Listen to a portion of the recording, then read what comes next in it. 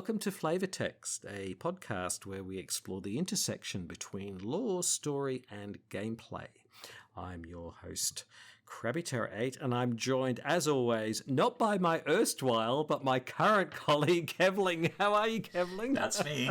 I'm fine, thank you, mate. How are you?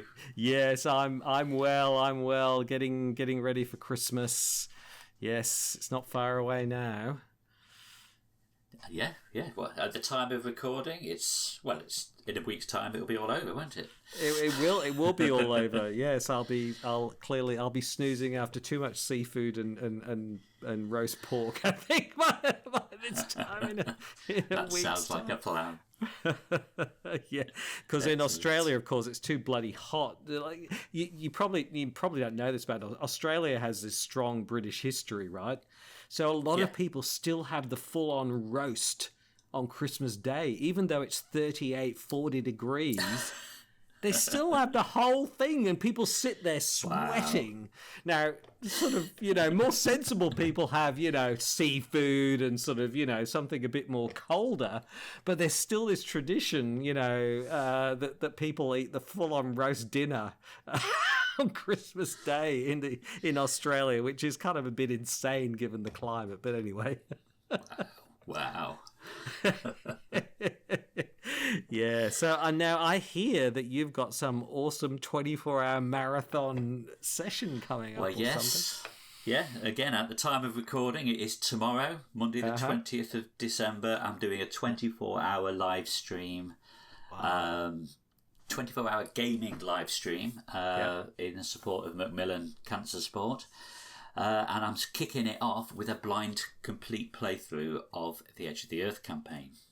Wow. So I gather there is between 4 and 10 scenarios worth in the campaign, so it could be shorter, it could be long. I gather as well that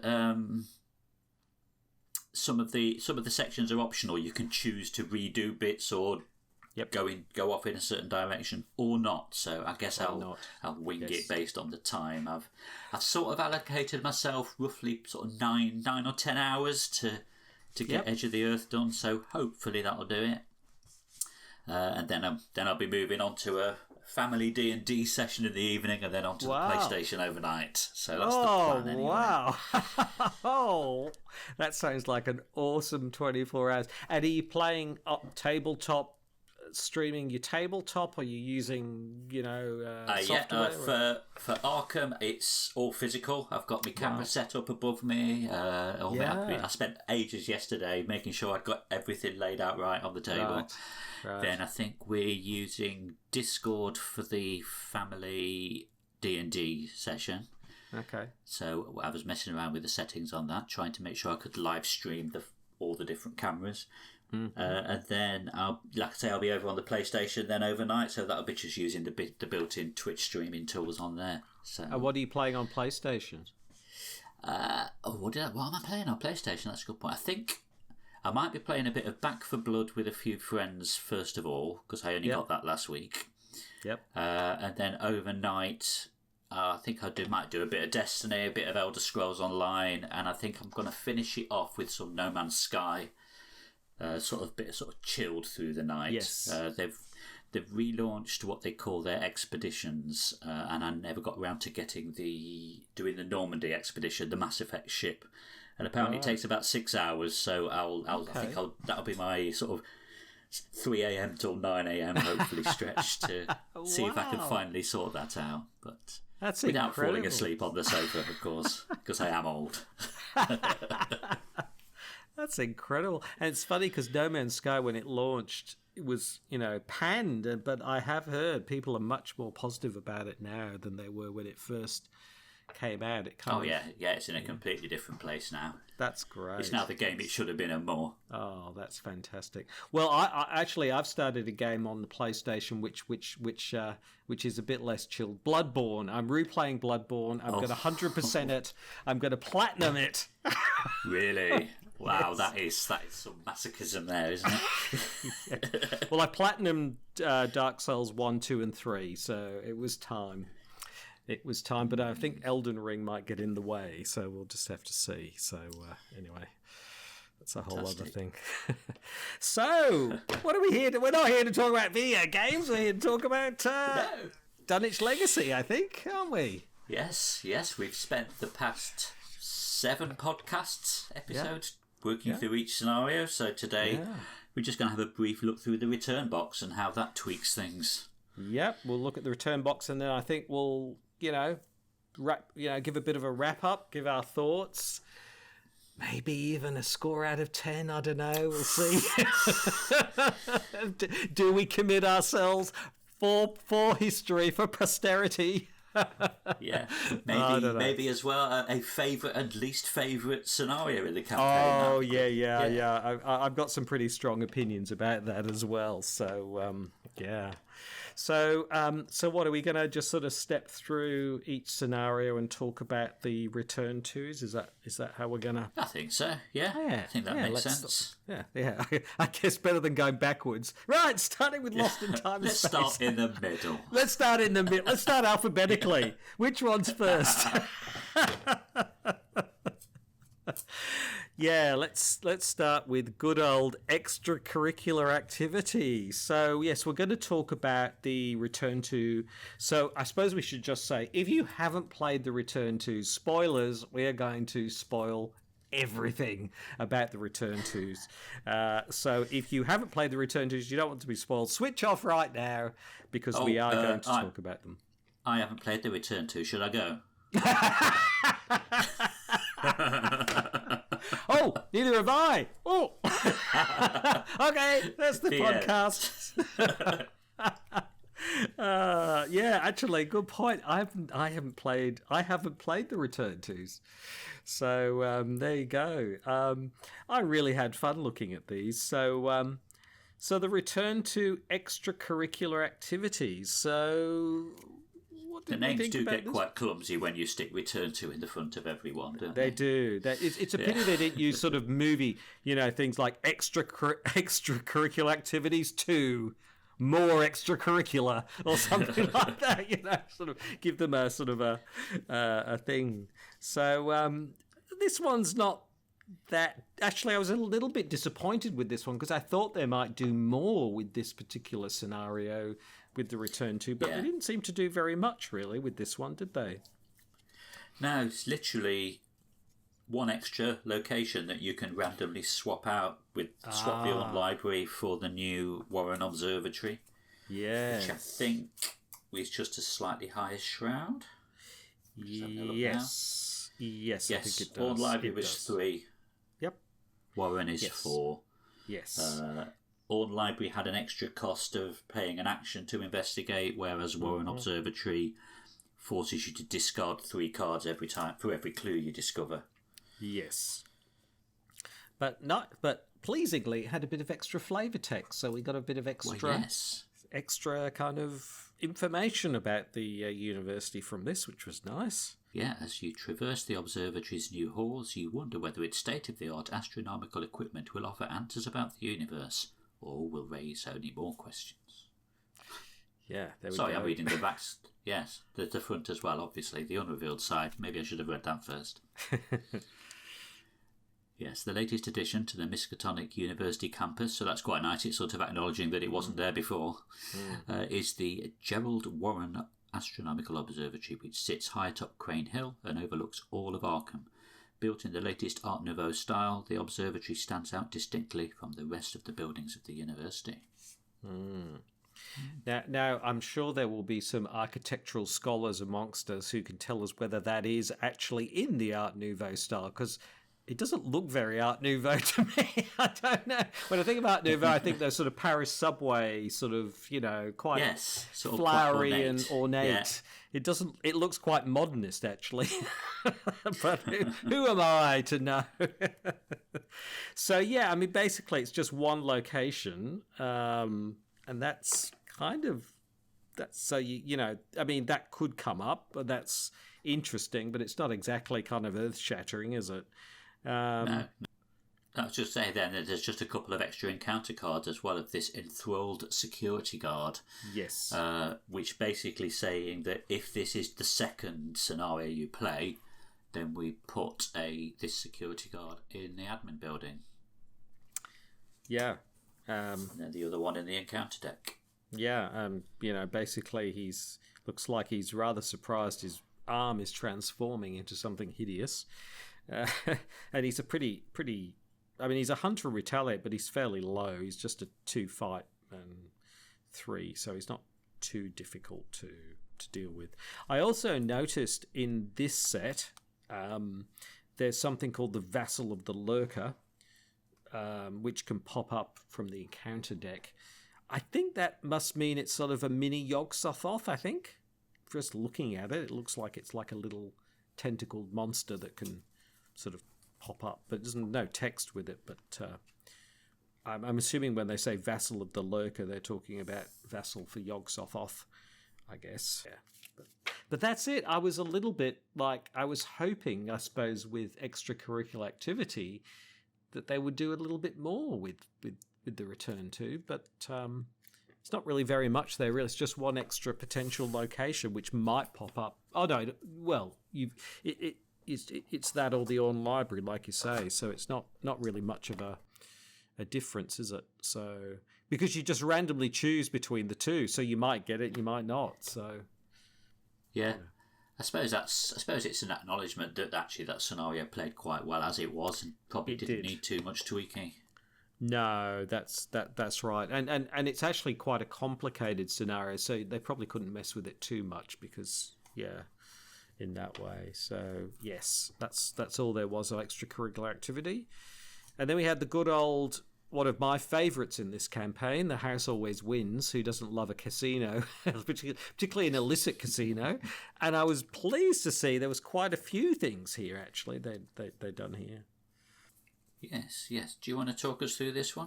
Yeah, so the thing I liked, first of all, was that they added, first of all, the Clover Club Lounge. There's an alternative to the Clover Club Lounge. So you get one of those at random. So the new Clover Club Lounge, I like it because it's sort of got, it's more connections. And instead of... sort of discarding an asset and getting clues. In this one, you look at the top card of your deck. If it's an ally asset, you put it into play. So it's actually an ability to get allies out. But also, what was really pleasing was an extra location, which is off the Clover Club bar, which is the Clover Club stage. And there's some lovely little text here about the Clover Club stage, which is your sort of classic 1920s stage with sort of ferns and things. And it says, the mesmerising melody of a torch singer and her band grows louder as you approach the stage near the club's lounge. Mobsters and business types chatter quietly over the music, wheeling and dealing the night away. So I really like that it adds that kind of extra location and extra flavour.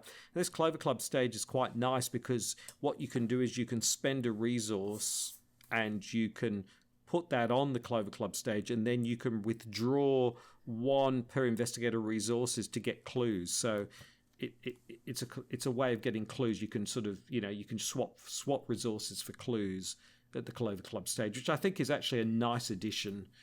Makes it a little bit. You can. There's a place where you can actually generate some clues, which I think is quite nice. You can actually investigate the Clover Club stage. It's zero clues, but you can spend resources there, which is a little bit like you've got money to spend and you can get some information. Yeah, you're throwing it at the girls on stage almost, aren't you? I think. Yes. Well, that's a different type of venue. So I really like that. I really like that they've added some extra locations. Why wouldn't you want extra locations for the Clover Club? Yeah. It's an awesome place. And also, first time I looked at it, I just thought it was just one location off the lounge, but there is text on there saying it is also connected to the Clover Club bar. Yep. So obviously they haven't reprinted the Clover Club bar, so they're having to tell you there that there is a connection. But yes, again, it does just widens the map, doesn't it? It does. It just adds some extra pieces. It means rather than discarding an ally to gain 2 clues, you can go to the stage and get clues instead, and you also have the opportunity to get an ally out, that kind of thing. So I think it works better actually. Am I reading it right that basically lets you get your ally out for free, doesn't it? Yes. exactly. I mean, it has to be the top card, so Yes. but and I guess you would be getting it out for free because you've just thrown all your money at the stage. Yes, exactly. The other thing I like about the Return to the House Always Wins is the extra encounter cards, which have some flavour to them. There's one called Raise the Stakes, which has a sort of has a Clover Club croupier, I guess, something like that, blackjack dealer, and you must choose one. So this comes from the encounter deck. You have to remember that you've cheated, or lose 5 resources, or raise the stakes into play in your threat area. It gains, quote, each criminal enemy at your location loses aloof. If it is Act 2 or 3, each criminal enemy engaged with you gets +1 fight and +1 evade. So if you want to fight the Albanian gang early, you can use this to do that if you want. And the other nice thing is that I always thought this was, I think we talked about this when we did House Always Wins. You could cheat, but there didn't seem to be any consequences for cheating, is there? There's no... Yeah, the only consequence was a token in the bag, wasn't it, during the resolution? Exactly. But now there's this really... Yeah. The name of the game, it raises the stakes. That's right, it does. So, yeah. And there's this court cheating, which is... If you pull this, it's revelation. Each player who has cheated must lose 2 resources and take 1 damage. So there's a nice little extra reason. If you have cheated, you can, you might pull one of these. With a little bit of flavour text there as well. A little bit flavour as well. You can pull one over on us, Yeah, exactly. So I really like that. What I would have liked to have seen is each player who has cheated must take a damage and end up back at the Bella Luna. You get chucked out. Yes, and must parley to get back in or something. That would be good. But I guess they couldn't do that because at some point that location gets taken out, doesn't it? Exactly. Yeah. You'd have to go through the encounter deck and remove those treacheries. Otherwise, you'd break it. Exactly. So I personally really like what they've done with the House Always Wins. I think they've added some nice things in there. I think it just adds a bit of flavour and makes it just a richer scenario as a consequence. It's great. Yeah. Yeah, agreed. Yeah. Yes. So next we have the Return to the Miskatonic Museum. Yes. So again, we have our new cards to go in and swapping out some of the core set encounters and one of the Dunwich ones as well. Mm-hmm. But the main change here is we've got 2 new exhibit halls to go into the mix. So when we're forming that exhibit deck, we're choosing out of... we've got 2 extra ones to choose from, basically. So we have the Archives, which is 5 Shroud, but no clues. Yeah, so you can take 2 actions here to get 2 clues from the token bank, but that puts a resource on Shadow Spawned if the Hunting Horror is in play, or will spawn the Hunting Horror. So a bit of a gamble there. It's an easy way of getting 2 clues for a couple of actions, but you've got some consequences to deal with. Yes. Now, the other one is the medieval exhibit. So we have some flavour text on this one. Rows of armour line the hall, while instruments of war and torture hang from the walls. You should watch your step in here. And in line with the flavour text, forced, after you fail a skill test while investigating this location, take a damage. So, there's lots of sharp implements in there that you're rummaging around, and if you're not very careful, you're going to get hurt. Yeah, it's kind of that Scooby-Doo situation where there's a sort of suit of armour and a sort of an axe comes down at the wrong moment, something like that. Yes, exactly. And then with the encounter cards, we've basically got a bunch of cards here that beef up the Hunting Horror and the Shadow Spawned even more. As if they weren't annoying enough already. So we've got Dark Bidding, so we attach that to the Hunting Horror even if it's out of play, and it stays attached to it. The effect is when he attacks you, you take an extra damage and an extra horror, because I think he only did 1 of each, didn't he?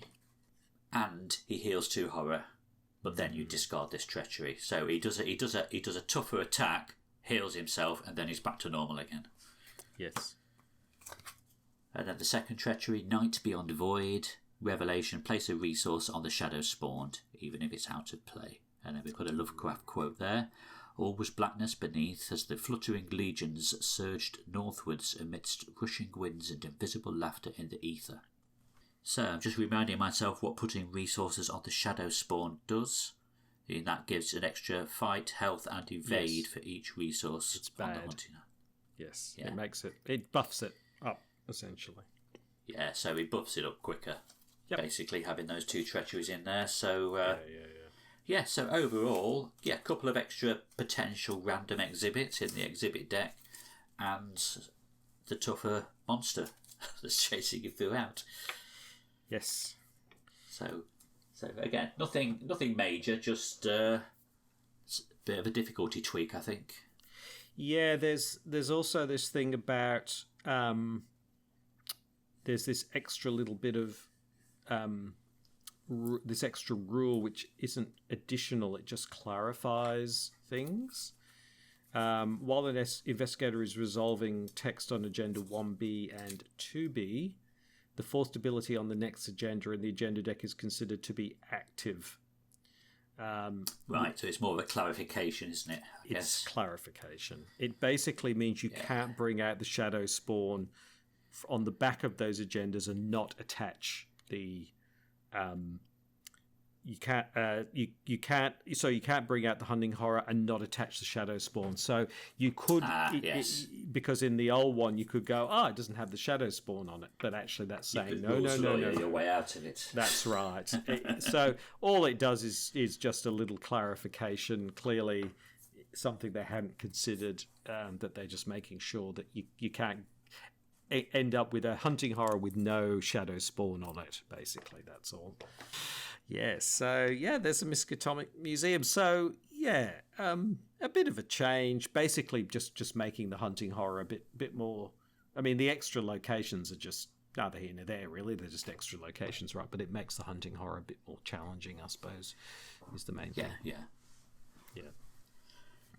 Shall I talk about the Essex County Express?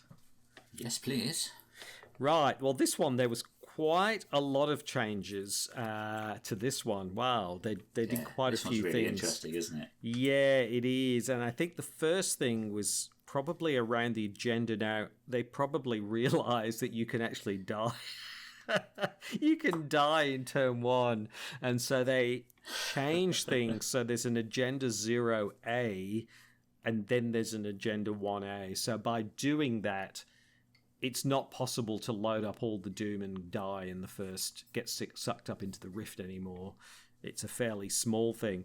But boy, did they ramp things up, because on the back of Agenda 0A is the surprise. There's the thing called the Conductor. I love it when they do this. It's Massive Hunter, and even if it's defeated, you attach it to the current agenda, and after you advance the agenda, you draw it again. So it sort of keeps coming back. It's 3/4/3. It's not. It's actually quite a nut. So this thing will be chasing you down on top of running down the train. So that was quite a change. Yeah, because I think depending on the investigators you can play, Essex can sometimes be just a leisurely stroll along a train, can't it? Yeah, exactly. I know there is the sense of urgency with the rearmost train being dragged off into space, but this adds another level to it. It certainly does. Yeah. And yes, if you think you've got time to have a wander around, do what you like. No, the Conductor is coming after you. Yeah. It really, really ramps it up. So I think it makes it a much more tense, like you say. It's no stroll in the park anymore. And so Agenda 0A now says, as the train to Dunwich comes to a jarring stop, you look out the window. Behind you see the immense tear in the sky, like a rip in a piece of cloth. That was always there. But from this tear, a winged beast emerges.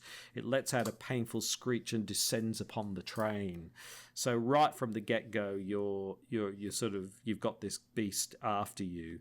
And then Agenda 1A is then similar to the previous one, where you've got the tear in the sky.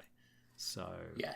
The only change there is it's only got a 2 threshold rather than the 4. So effectively, we're getting one extra round, aren't we? Because the 0A is 2, this one's 2. So actually, we're not getting an extra round, it's the same number.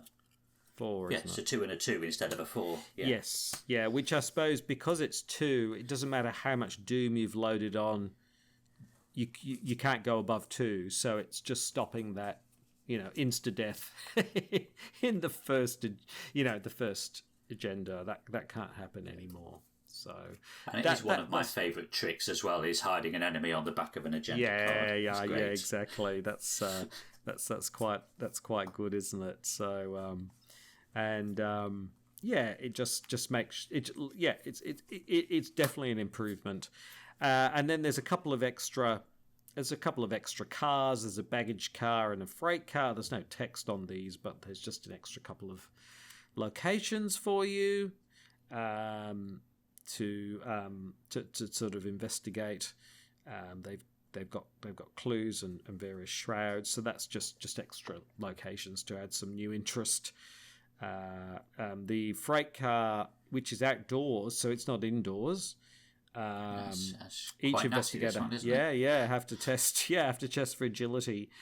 And if you fail, then you're pulled into the vortex. Luckily, the agility is fairly low, and then the baggage car. It's an easy test, but you've got to do it twice. Oh yeah. And then the baggage car is basically, you can choose and discard a card from your hand to discover a clue from the baggage car. Basically, it's pretty good. It's a fixed 3 clues. So, and then the other thing is there's an extra engine car, because there's already 2 I think you can choose from. So this gives you a third one to choose from.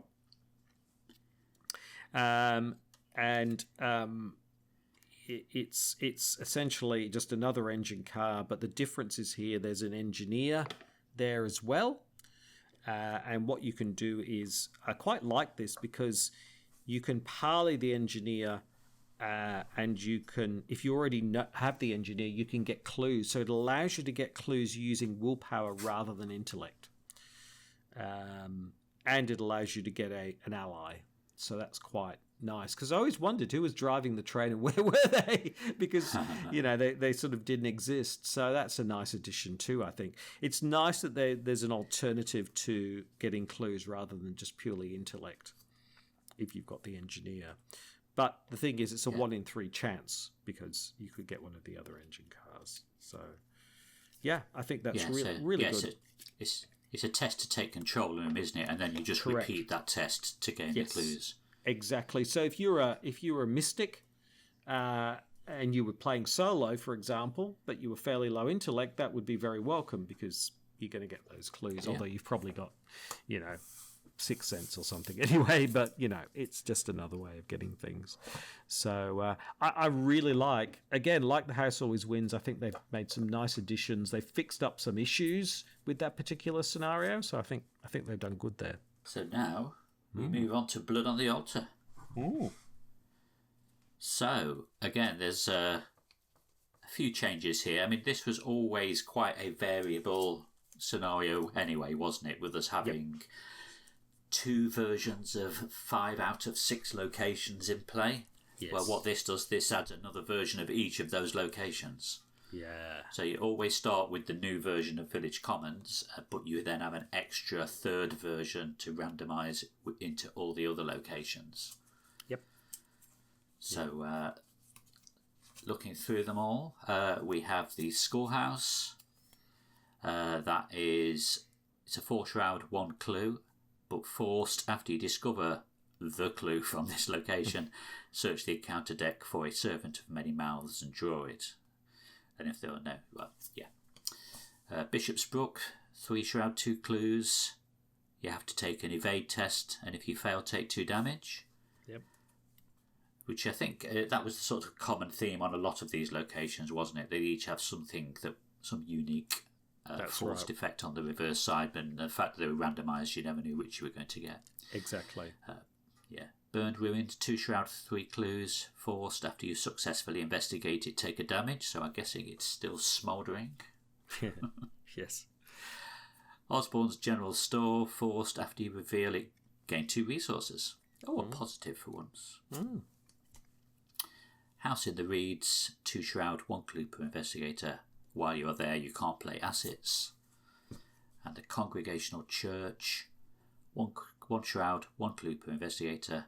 And after you reveal it, search the deck and discard Powerful Kidnapped, and then draw it. Oh, okay. So that's an auto kidnap. Wow. Okay, that's quite nasty. Yeah. Ooh. And then the Village Commons. I think the revised version of the Village Commons, I might be wrong, but I think that fixes something to do with the connections, doesn't it? It does. So yeah, before there was changed. Yeah, exactly. There was this sort of one way to Osborne's general store and all that. It was a bit strange, the layout. So it fixes that. It fixes that issue. It connects to the Congregational Church instead. And then so it just makes it more logical, I suppose. There's no one ways anymore. It's all connected a bit better. Yeah. So it's an improvement. The other tweak was that if you've got Naomi's crew in the encounter set, you don't include them in the cards you randomly put under the locations. Yes. Yep. So that, if I remember right, that was if the Urbanians don't have your back, wasn't it? So if you got Peter Clover out of the Clover Club, then they weren't going to be after you. But in all of the cases, they were. Yes. But there's these 2 hired guns, isn't there? So if the Urbanians have if they do have a bone to pick with you, then one of these will automatically be at one of the random locations, and the other one will be in the deck. Yes. So this is quite a tough enemy. He's got 4 health, 3 fight, 1 evade. And while he's around, each criminal energy, including he himself, gains Hunter, Prey, the person with the most resources. Yep. And each copy of Hunter Down gains Peril and Surge, so it beefs up a couple of the other cards in the deck as well. Yeah. Which again is quite nice in some ways, because it's nice. That's the wrong word, isn't it? But it's a bit more of an effect for either for having the gang against you. Yes, yeah, but no longer is it going to be a random. You're not going to draw an O'Banion as a sort of you're not actually going to find one of the mobsters inside the village shop. No, no. The other thing I noticed, and I'm not sure why they added this in, but in the Village Commons, the new one, it's got each investigator at Village Commons cannot take draw or resource actions. So you can't draw cards and you can't gain resources, which wasn't on the original, which I can only imagine is to kind of stop you from hanging around there or something, I suppose. Yeah, I guess so. I mean, with it specifically saying actions as well, that doesn't affect upkeep, does it? So you'll still get your card and your resource in upkeep, but you can't just hang around in the middle. Yes, exactly. Yeah. Exactly right. Unfortunately, H.P. Lovecraft's text got removed, which I guess they lost. They didn't have as much space, but that's all right. So, yeah, I think, an improvement, I think. I mean, fairly minor things, but I think an improvement nonetheless, I think. And I think we said it in our original review of it, that it's one of the more enjoyable ones in the whole scenario because of the structure, and this basically just gives you more of it. Exactly. Yeah, it's good. It's good. It gives you extra sort of random things, and if you've played it a lot, you just shakes things up a bit. So it's really good. So moving from one of our favourite scenarios onto Undimensioned and Unseen. Over to you, Robin. Yes, Undimensioned and Unseen. So, look, this is one of my 2 least favourite scenarios. No prizes for guessing what the other one is, but this one, I think they've improved things in the sense that the broods are all different. They're still hard to kill, I suppose, but at least there's some difference with them. It's less monotonous. They've all got their individual kind of quirks about them. They're all a little bit different. Some are harder to kill than others, and that kind of thing. You keep one of the originals as well, don't you? So there's still 5, and they're all different this time. Yeah, that's right. So there's that. Also, there's these extra cards called Imperceptible Creature, which can make them essentially kind of invisible. That takes a clue off them. I mean, really, it's kind of following the story. Again, the story is more better than the gameplay with this one, but in the story they go invisible, and you can do that. The problem that they didn't fix was you could still stack those, but that's less important. But you can still stack the Towering Beasts card, which means you can have these sort of super duper broods, with multiple Towering Beasts on them, which makes them very, very difficult. So I kind of wish they'd done more, I think, with Undimensioned and Unseen than they actually did. I'm surprised they didn't do it on the cards themselves, but on that Imperceptible Creature as well. That adds Elite to the brood that you attach it to, which that takes away some of the tricks that people have had of getting rid of the broods, like using Waylay or something like that, but you can't use that on an elite enemy. So I'm surprised they didn't make them all elite, actually. Yeah, that is interesting why they didn't just do that. Yeah, strange. But maybe having 4 elite monsters rampaging around a map would be a bit too much. At least if only 1 or 2 of them are potentially elite. Yeah. So, I mean, they didn't really do very much with this scenario, really. No, just added a bit of variety to the enemies, really, didn't they? That's right. So I was a bit disappointed. I was hoping for more, to be honest, with Undimensioned Unseen, but there you go. Okay, so we are going to now return to where the doom is awaiting. Yes. Yes. So the main changes on this one's got quite a few tweaks, hasn't it? So first of all, again, we're swapping out some of the encounter sets. Yep. But we have a new version of the Ascending Path and a new version of Base of the Hill. So basically what these now do is they tweak how you put the additional locations into play, don't they? They do. I'm just going to cross-refer back to the originals. So on the original Ascending Path, it was 3 Shroud, but there were no clues there, and you had to do a successful investigate action to put a location into play. Whereas now, it's a higher Shroud, but there are actual clues there. So if you are a low intellect investigator, you're not at a dead end struggling to actually make any progress. You can use some of your other tricks of discovering clues. Exactly. To actually get those locations out. So I think that's probably one of the biggest improvements here. Yes. But it is the biggest improvement. It's stopped that sort of dead end that you could find yourself running up against, that brick wall. Particularly if you're playing true solo and you've got a low intellect investigator, you would really struggle on this, on the original version at least. Whereas now you could be playing a survivor, playing your I've forgotten what the card's called now. Ancient Key Ring or whatever. You could use your key. I was thinking of the one where you fail the investigator and you get 2 clues. Look what I found. Yeah. Look what I found. That's the one. Yes. How can I forget that? I'm always playing Survivor. Or you Preston and you've got Intel Report or something. Like you said, there's Tesla's clues options really which is closed off to you it? before. Yeah. Definitely. Yes. Yeah. No, that's much better. And then also there's just an extra random altered path and diverging path location. So your diverging path, we get the abandoned camp, 2 Shroud, 1 clue per investigator, a bit of flavour text. Something was definitely here, but there is nothing of any use left. And so forced, after you reveal it, you lose 2 clues for each action you have performed this round, including this one, if applicable. And then the altered path gives you the Fathomless Lake. 4 Shroud, 1 clue per investigator. There has to be a bottom. And then forced, after you reveal the lake, if you have 2 or more actions remaining, you place a doom on the agenda. So again, it's fitting in with the theme of many of the other locations here as to the effect changes depending on where in your turn you take that action.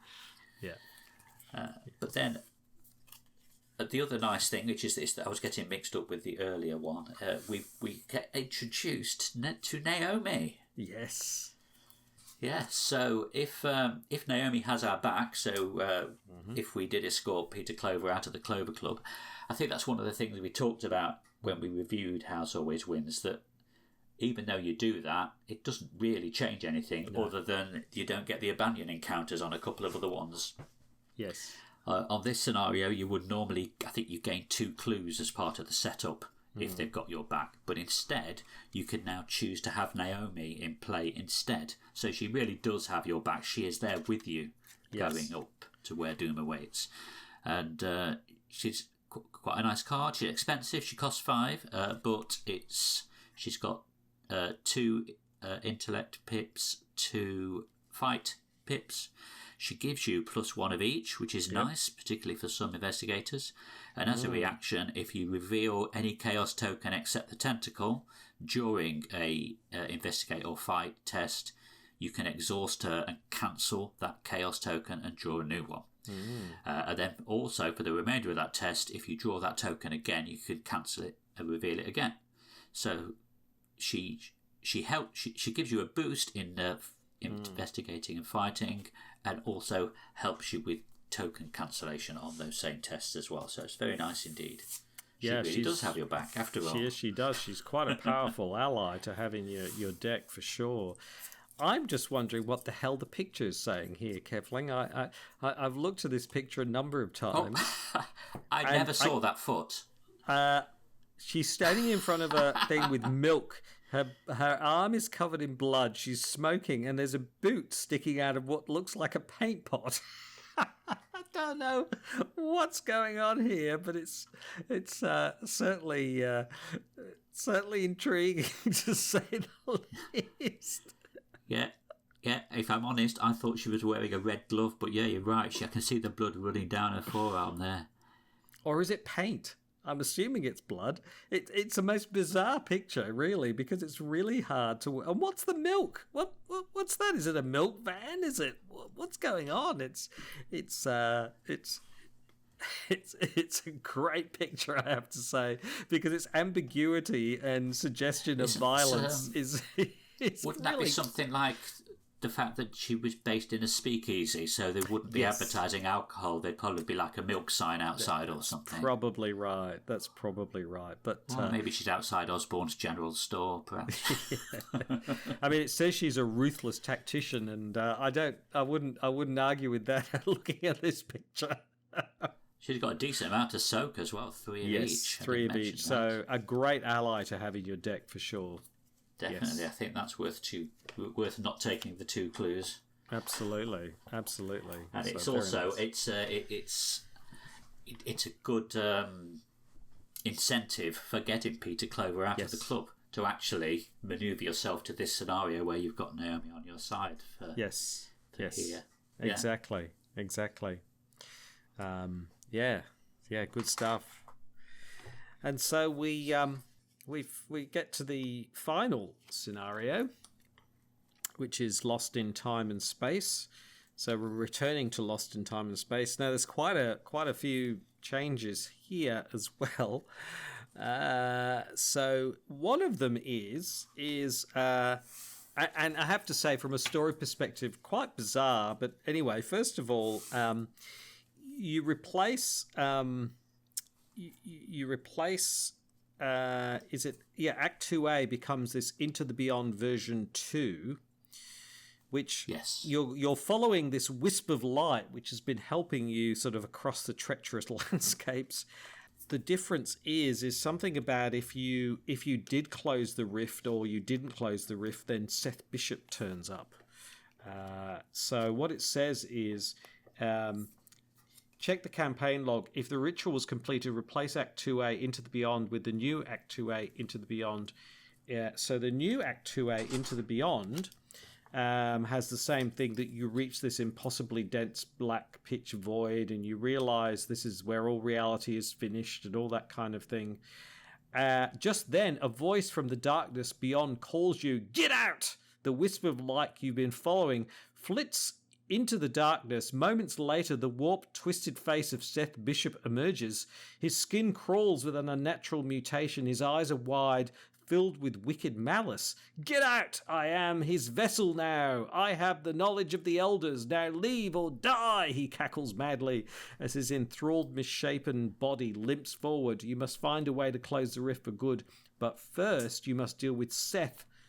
That is, with the creature he has become. And so you have to deal with Seth Bishop at the edge of the universe. So basically it's putting an extra, barrier between you and Act 4 to sort of succeed. But the thing and Seth Bishop is no pushover. 5 fight, 4 per investigator health, and 5 agility with retaliate. And when he attacks you in the enemy phase, move to another dimension after his attack, or Seth Bishop deals +2 damage. So you could get knocked to some other location. Forced after Yog-Sothoth enters Seth Bishop's location, then Seth is devoured. And then you remove him from the game. And you heal 6 damage from Yog-Sothoth. So it really does add an extra piece here. And I guess there's more consequences for essentially allowing the ritual being completed. But the thing that's weird about this, Kevling, is you've been following this wisp of light which has been helping you, and suddenly the wisp of light turns out to be not, you know what I mean? It's gone from being, you think, oh, this wisp of light. So in the original scenario, the wisp of light helps you and guides you to your destination. Yes. Suddenly, ta-da, it turns around and suddenly it's an evil enemy, which is just, I don't know, that's just stretches things. Just why would he help you and then fight you? You know what I mean? Just sort of a bit. Maybe he's not helping you. He was trying to draw you to him so that he could take you out. Yeah, I guess you're right. But the thing with this scenario is the story's just kind of a bit all over the place in that way. The other really interesting thing is there's a whole lot of new locations. There's the unstable vortex. There's towering luminosity, there's indecipherable stars, and there is realms beyond. And the realms beyond is that's going to sort of sit there with Yog-Sothoth on it, because he's going to be sitting there in the realms beyond, already at that location, which I think is awesome. I actually quite like that. Have you seen where the realms beyond is connected to? Where is it connected? It's connected to another dimension, so it's connected to where you start. So at the beginning, you are one location away from Yog-Sothoth. That's so great. I mean, that is and good. I think he has like Hunter, that. Doesn't he? Yes. And that, essentially, there's a new version of Yog-Sothoth, which is when he comes out in Agenda 3B, move Yog-Sothoth to the edge of the universe. Remove realms beyond to allow the fact that he's already there, really, rather than putting him in play. Yeah, exactly. So, I mean, it just makes it more challenging. You could have Seth Bishop in the way. You've got Yog-Sothoth sitting there, but again, I just find the whole, the light becomes Seth Bishop, and yes, I suppose he could be guiding you to your doom, I suppose, but yeah, I don't know, just. So there we are. And I was looking at the new locations as well. 2 of them have actually got the same symbols as the existing locations. So they've got the same symbols as Endless Bridge and Prismatic Cascade. Right.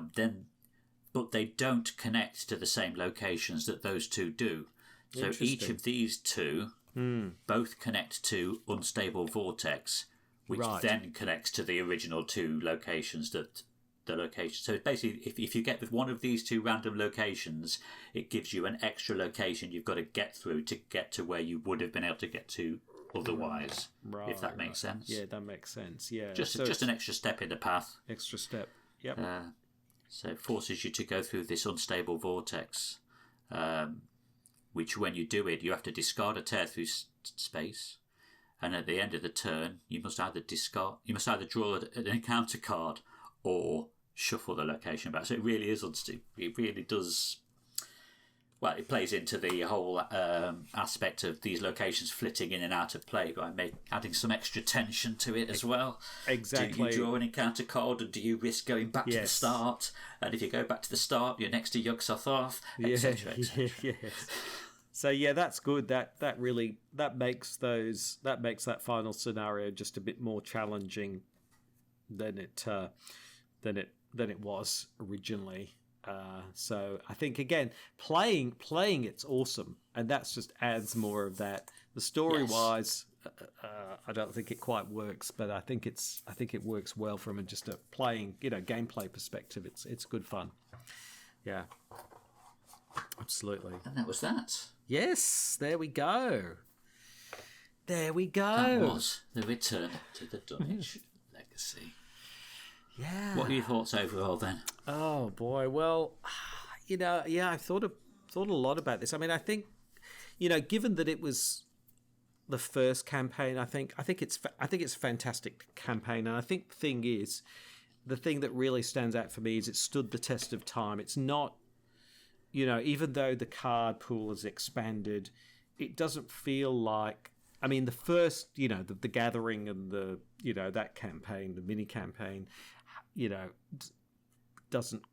hasn't. It's got it's sort of for different reasons anyway. It's a sort of introductory campaign, but Dunwich Legacy absolutely has stood the test of time. It's still enjoyable and fun to play. I think it's a great campaign. I mean, there's some things about it which has its moments, but I think for me it's a great campaign, and I think it's really stood up. I think so. What do you think? Yeah, I would agree. It's solid, isn't it? Yes. I don't think anybody would look at it and go, "This is the best Arkham Horror campaign." No, but it's certainly not the worst. It is. Like I say, it's a good, solid campaign.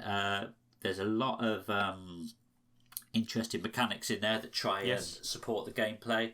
I think both of us love Blood on the Altar. Yep. Just the whole idea of hunting for this hidden chamber that could be in any one of these locations. It's almost, there's a really good balance there of the gameplay and the narrative.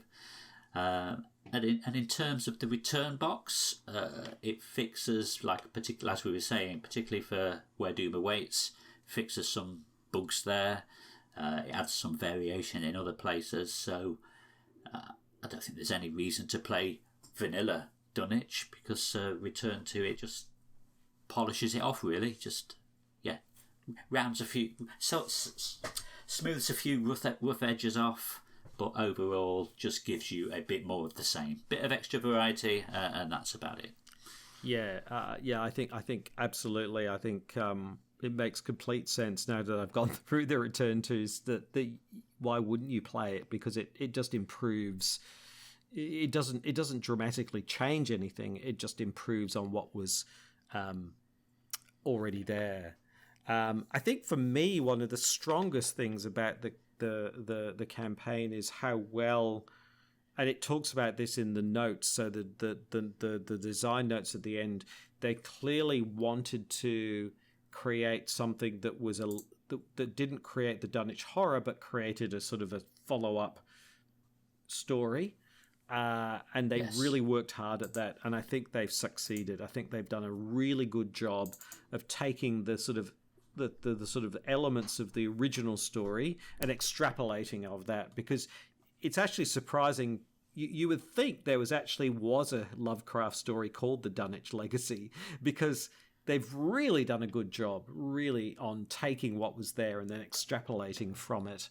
And it's clear in their notes that they clearly worked really hard to do that and say what would have happened. Because I think they say in the notes it's an unusual Lovecraft story because it's a successful story. Things go well. But it's like, what are the consequences of success? Did everybody go away and live happily? Was Warren, Rice, and Armitage happy ever after? Well, the Dunwich Legacy shows that things weren't very happy afterwards. And I think, the way they interweave some of the text from the original, I think they did a really good job with that. I think that's one of the best things they did with this particular campaign. And it really lives up to its title in that respect, doesn't it? It is the legacy of what happened in the Dunwich horror. Exactly. By bringing the original characters in, and they could potentially end up getting kidnapped or whatever. Yep. Yes. Yeah, absolutely. Really, really good. Yeah. And like you say, Blood on the Altar, is really like those scenarios where the gameplay and the story really sing. Blood on the Altar does that. You really feel like you're desperately searching in this horrible town to find things. And I think House Always Wins does that really well. I think that works really well. So I think those two. I've always got a soft spot for Essex County as well. Yes, just the having it laid out on the table. Yes. It is a train, back to front. You are running along that train as fast as you can, getting the clues. It's a good old romp. Yeah. Yes, absolutely. I think those three are absolutely the standout. And then for me, Undimension Unseen is horrible to play, story's great, and Lost in Time and Space is the opposite. It's great to play, but the story is just all over the place. So I think those two, and in a way, Where Doom Awaits is kind of, I wish would have been the ending in a sense. It's kind of, there's this sort of tacked on ending, which is, let's face off against Yog-Sothoth, which that for me personally, that doesn't work so well. And the other thing I like about this scenario is the way your consequences quite early on have impacts later. I think they did a good job of doing that. I think that was great. That really was. Yeah. Everything was weaved in right the way, like we said it when we covered it, all the way up to Where Doom Awaits. There's something on every single previous scenario affects that one to some degree. Yeah. I love the way that was all weaved together. Yeah, and really, it's hard to put ourselves back 4 years ago or 5 years ago. I can't remember when this came out, but really, after the first three, the sort of introductory campaign, Dunwich Legacy really demonstrates it really is a showcase for what's possible with this game. You know what I mean? It really shows it can, and I think a lot of the ideas that they had with this one, they took, in subsequent campaigns. And I think as well, the fact that it did come out 5 years ago, you can still go back and play it and still be challenged. Absolutely. Yeah. No. I think it's great. I think it's a solid campaign. I think great the way they extrapolated it. And whilst not every scenario, and they can never be anyway, but there's a couple of scenarios which are I have some issues with them, I guess. But I think, we've got to remember it was the first one and it stood up really well. So, I think a fantastic achievement. And I think it really was the basis for why it's become such a successful game, I think. Definitely. So what do you give it? I was just about to ask you the same thing. I think I would do the ultimate cop-out and give it the standard videos game score of 7 out of 10. 7 out of 10 is what I wrote right here. I think it's worth it. I think good. It's absolutely. It's recommended. Yeah, absolutely. Yes. Absolutely. Is it the best campaign that they ever did? No. But is it solid? Absolutely it is. So I think it's about to reach a whole bunch of new audiences because they're about to re-release it, aren't they, in the new format? Yeah, absolutely. But the thing that really stood out to me, which I was surprised I didn't expect this, but I'll never play it without the Return to again. I can't see. Yes. It's not like it just fixes some things up and it's just better. So definitely, there's no reason why you wouldn't play it that way if you've got the cards. So that's really positive because I was wondering whether they would really change things, and I guess it's difficult to do that. But pretty good, awesome, fantastic, great. Excellent. Well, there we go. What are we doing next, Robin? Well, not Edge of the Earth. So next year we will kick off on the, and there's no spoilers here, my favourite campaign, which is the Path to Carcosa. Yes, we'll start off with a little trip to the theatre. That trip to the theatre. We won't say his name. We're not allowed to say his name the whole time. So yes, we will be going through the Path to Carcosa, next year, and I, for one, can't wait to go through that one because it's I mean, they've really built on Dunwich and really took it to a whole new level with Part de Carcosa. So I'm really looking forward to going back to those scenarios. Yep. Fantastic. Great. So just want to wish all our listeners a very Merry Christmas and a Happy New Year. We really do appreciate all the listening and all of the comments and the feedback and the likes and subscribes. Well, I personally really enjoy doing this, and I'm so delighted people enjoy it. Yes, agreed. And if you are enjoying the podcast, please leave us a review on iTunes. I'll do all the, let's get all the blurb out of the way. Your iTunes, your Spotify, please post reviews, like and subscribe, etc., etc. Exactly. Do I sound like an influencer now? Absolutely. No. That really does help, and we really do appreciate that. So, So until next year. And I have to say, Kevling, it's been an absolute delight doing this podcast with you. So thanks, mate. I've really enjoyed it. It's been awesome. And thank you for asking me to join. Oh no! It's been really brilliant. So it's been great. So until next year, everybody, have a great break, and we will see you next time. I'm Krabby Terror 8, and I'm Kevling, and we will see you in the new year. Bye. Bye. Thank you very much for listening. Please like, comment and subscribe. We'd very much like to hear from you. If you would like to send us your thoughts, send it to ftextpodcast@gmail.com. That's FTEXT podcast, ftextpodcast@gmail.com. You can also listen to this podcast on YouTube. Just go to Out of Ammo, Out of Time, and you will find it there. And it's also available on the usual podcast platforms, iTunes, Google Podcast, that kind of thing. So if you want to subscribe, go there. But until then, I'm Krabby Terror 8, and I'll speak to you soon. Thanks. Bye.